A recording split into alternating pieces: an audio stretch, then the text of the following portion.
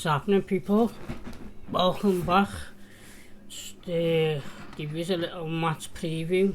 Liverpool take on A.Madrid at Anfield tomorrow, Wednesday. It's gonna be a fucking horrible game. I think it's gonna be a game like Burnley, where Atletico they're just gonna sit everyone behind the ball and just try and counter, which they counter attack better than what Burnley did because they've got better quality in players.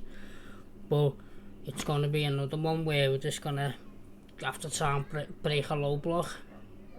Simeone plays bad football, doesn't he? Plays Arteta football, and Burnley football fucking shite. But as you can see on the right there, that's not like the team lineup or the predicted lineup. That's a lineup I'd make, and I'll go through it, which is so starting off in goal, Alisson. I was trying to put points out whether we should start Mamardashvili, but the first game with the Champions League football against Atletico, I couldn't risk it, to be honest, so I went with Alisson. Right back, it was a toss up between him and Bradley.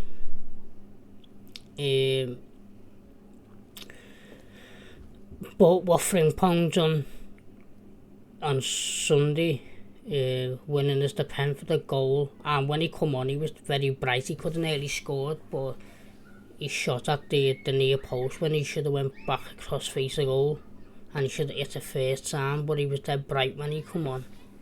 I know he's just come back from injury, from a hamstring injury, but for me I'd sit Bradley out and I'd start Frimpong, and I'd start Bradley against Southampton midweek. Centre backs choose themselves. I'd start to put Leone in, but I know for a fact he'll 100% start midweek. Gomez, I tried to make points, but I just couldn't.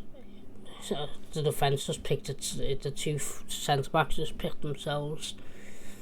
Robbo, Kirkers. I don't think he had a bad game against Burnley. I think when he dived and got the yellow, and he made a silly foul on the halfway line, I think it was just precaution. But Robbo was decent when he come on, and you probably haven't heard me say that for a long time because he's been absolutely awful. But Robbo was actually decent when he come on. So experienced as well in the Champions League. Robbo for me. Leaving a comment, would you start either Bradley, Frimpong or Robbo or Kirkers?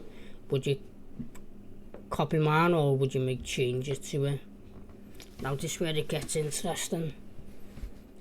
I'll start with Maka. Drop him. He doesn't look fit. It looks like he's running on bricks. He's had an awful start to the season. I don't know whether it's due to form or injury or both, but for me, Maka needs dropping. Just take him out the limelight a little bit, and Szoboszlai goes back to his position in midfield rather than the right back, and Grav, he just picks himself. The best DM in the Premier League this season by a mile. Wait as the 10. I was thinking about playing Sobo in the 10 with Jones, but I feel like I've just gone with this one. Because I think Wait to play better. I think he's going to have more space and more time in Champions League football. Because Champions League football is completely different to Premier League football. So I think he's going to have more space, more time for his passes, and I think this is the game he's going to perform in very well. But Salah, do you know what? I'm probably the only person who's probably done this. I was thinking about dropping him because the last couple of games I've been sick to fucking death of him. He's been absolutely dog shit, and I don't know. I don't know what it is with him. Well, I do know. I think Jota's death has hit Salah more than the rest of the team. I'm not saying that the rest of the team aren't devastated or nothing, but I think Salah's handling it worse than the others.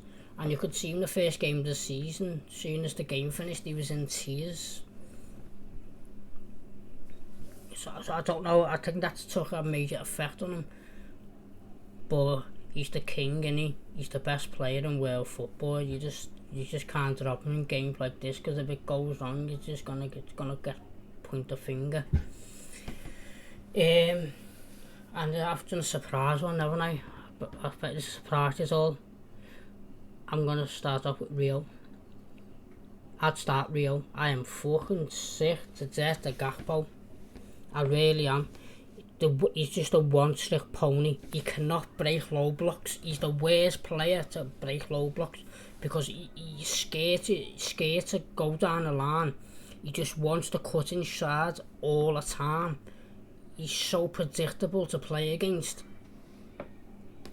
And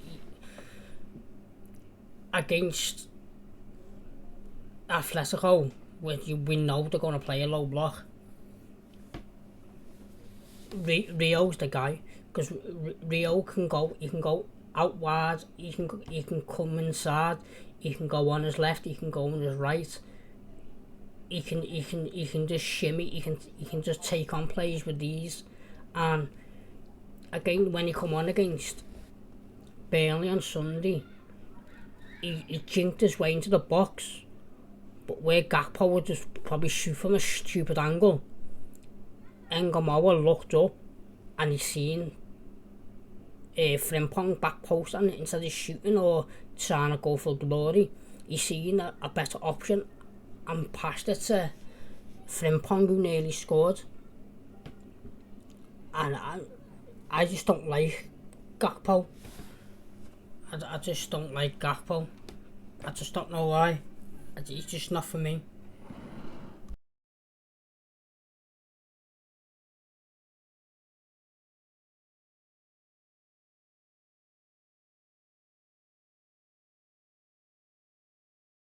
Sorry people, some birds ringing me when I'm trying to do videos for you. Yeah, sorry, fucking hell, where am I up to? Yeah, Gakpo, against low blocks, he's just a waste of space. He just can't break low blocks. Like against people, when you've got space to run into, Gakpo can exploit that, but against low blocks, he's just a one-trick pony. He just wants to come inside and cut into traffic. So yeah, for me, is a surprise, or it might be a surprise for you, Ngomoa. Leave in the comments, would you throw Ngomoa in the deep end tomorrow? Because I certainly would. And up front, Ekitike. I haven't seen any of the press conference slots. I've been fucking busy, been out all day busy. But I haven't seen any of the press conferences or nothing. But I heard rumours on Twitter, but I don't know how true it is, because, you know, half the people on Twitter talk shite, don't they? So, that he's given Isaac 45 minutes. I don't know whether it was starting and subbing him, or subbing Ekitike at that time, but I don't reckon he give him 45. I think he might give him 20 minutes. He had the opportunity to play him for 5-10 minutes against Burnley, and he didn't even have him on the bench for times like when you draw him with Burnley with 5 minutes to go. It'd be alright to say, yeah, when Isaac on the bench, yeah, here's a little 5 minutes for you. Couldn't even give him 5 minutes against Burnley. But I think he's only going to give him 15-20. And to be honest, it wouldn't shock me if Isaac's not on the bench tomorrow, because it's fucking surprised me that he didn't play against Burnley. So obviously he mustn't be like proper fully fit training wise, but like 5 minutes, what's 5 minutes against Burnley? Do you know what I mean? It's not gonna fucking hurt him, is it? especially when it's chasing a goal and you're fucking fighting for titles. You need players like that on the bench, even though they're not fully fit. You only need one chance to score. And it was lucky we got the fucking pen.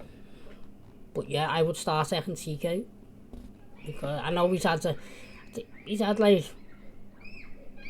average 2 games, hasn't he, against Arsenal and Burnley, but it's him and Wirtz, it's like they're just running into each other all the time. They just want that left-sided space, and I seen TK, and then when I was doing my watch along, it was fucking driving me crazy how everyone's up the pitch and you used to stand on the halfway line wanting the ball. You're a fucking striker, you're a big striker, get in the fucking box, and then soon as Chiesa come on, Chiesa had that header. Now that should have been fucking TK, that. But he just wasn't fucking running off the last man. He was just coming deep all the time, and everyone was just getting in each other's way. That's why I can't wait for Isak, because I think once Isak comes in for TK, Isak doesn't operate them spaces, so it gives Wirtz the freedom and space on his own rather than everyone just running into each other. So I would start TK and I'd bring on Isak. I would bring Isak on last half an hour, me. Mind you, it all depends how the game goes, but I'm just so excited to see him. I just can't wait for them.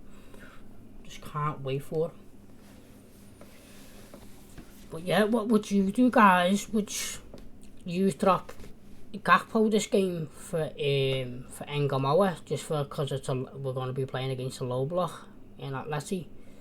And would you start Isak, take him off at half time, or would you bring him on second half?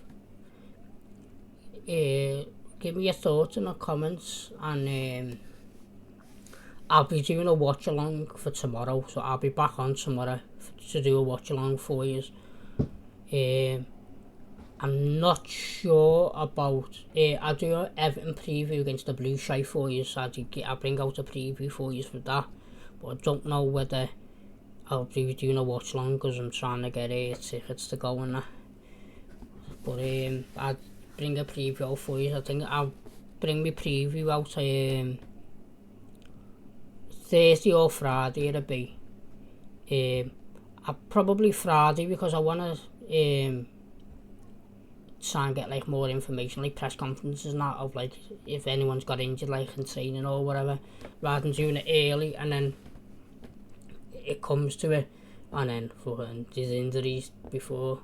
So I'll bring that out on Friday for you, and I'll be doing a watch along, so tune in tomorrow for me watch along. I'll give a score prediction. I'm gonna say 2-0 Liverpool. I think Salah gets the first with a Wirtz assist, and I think I'm